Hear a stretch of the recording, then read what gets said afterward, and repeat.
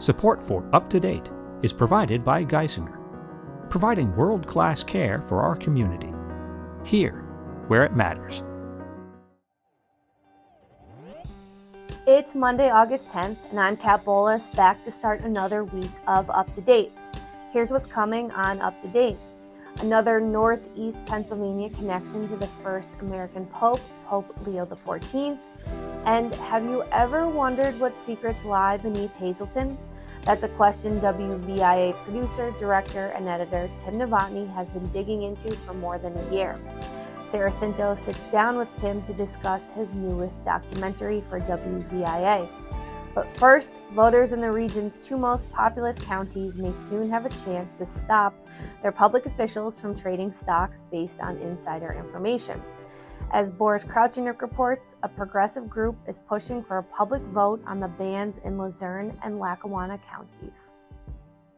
Election boards in Lackawanna and Luzerne counties will soon act on proposed ballot questions asking voters to ban county officials and employees from trading stocks based on insider information.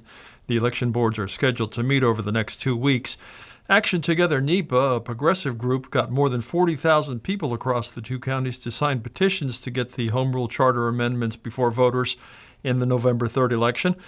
The amendments would prohibit county employees and officials from using information they gain in their jobs to trade stocks.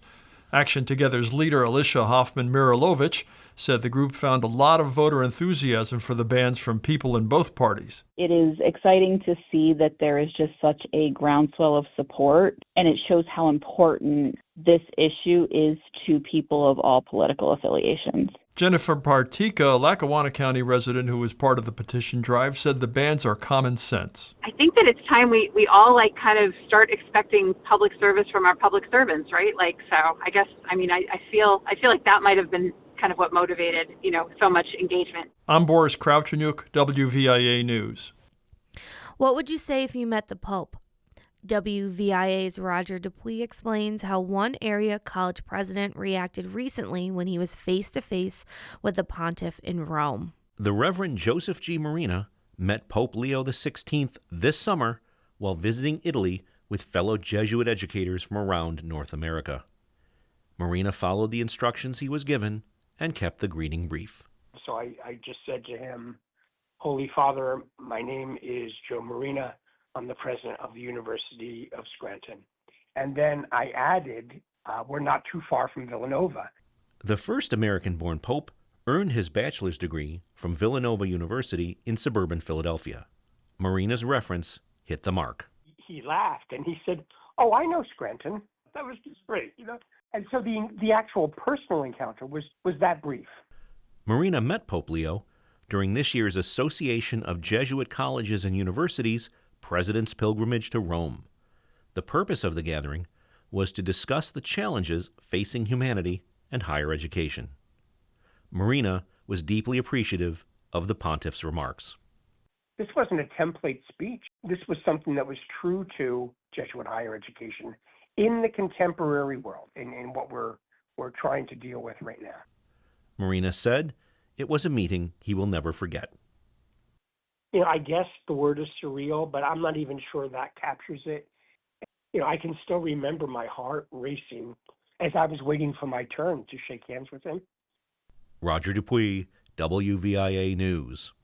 For this week's News Voices, Sarah Scinto sits down with WVIA producer, director, and editor Tim Novotney.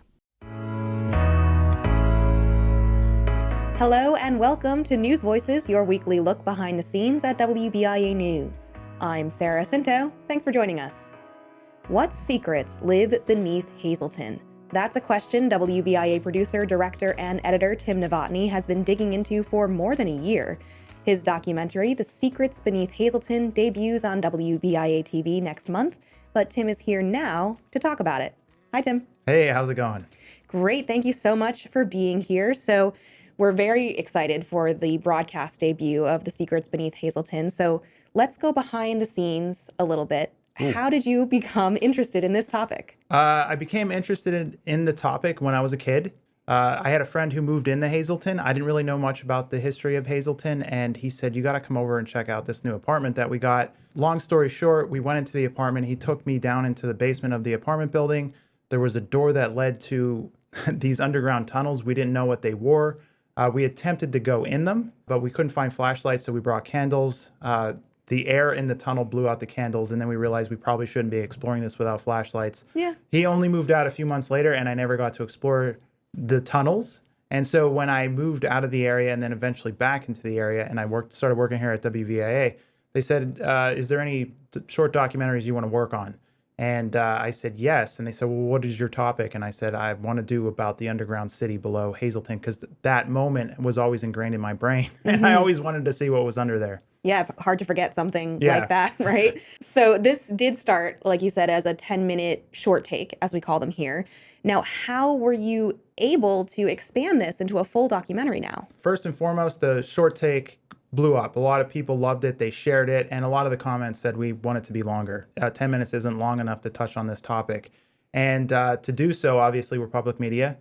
We needed to see if they wanted to help fund the undergoing of a longer form film. And so we started Kickstarter, and we raised over the amount that we needed to make the film. And that's how we got into doing the 30-minute. It was the response from the people who seen the first one, and then the people who said, look, we want to support you guys to do a longer one. Here's the money to do so. And this was the first time that WVIA has kind of made a foray into Kickstarter. So how did that support kind of make you feel like the city and the region was embracing this history in this project? When people started putting up the money to make the project, it makes you realize that people still do care about the history of the area and that they want to see it preserved. And I think that's one of the themes in the film is if we don't preserve it, what is going to happen to it? So it made me feel great that people still take pride in the areas that maybe their ancestors came from. They may not live there now, but they still take pride when positive stuff is covered in the areas that they used to live. And the film hasn't debuted to broadcast audience yet, but there's already been some positive impact from it. Isn't that right? Yes, there's been positive impact from the film itself. During the filming of it, one of the ongoing themes in it is like, if we don't preserve the history, what happens to it? And you will see in the film that the history gets erased. And one of the themes that I started asking people about, what can we do with this? And because of the film, it sparked interest in doing a mine tour in Hazleton, and the city is fully behind it, and they're working to make it a reality in the city. And that was just announced last night, I believe. Yeah, it was announced at the very first screening. The mayor came up with Justin Emershaw, who's a mine engineer, and the underground miners. They all worked together collectively to try to make it a reality, and it seems like they're a go on it. They're working on securing the land.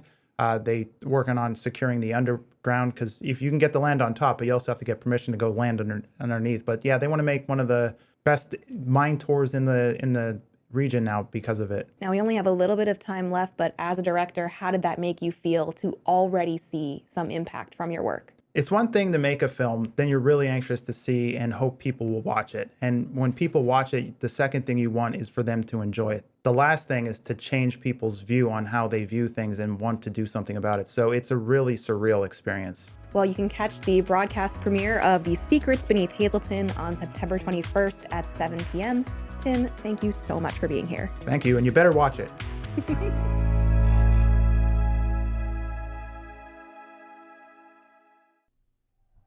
That's all for me this morning. I hope I got you up to date. Make sure to tune in and subscribe to Up to Date wherever you get your podcasts. Up to Date brings you the most interesting and important stories from the WVIA Newsroom and beyond every weekday.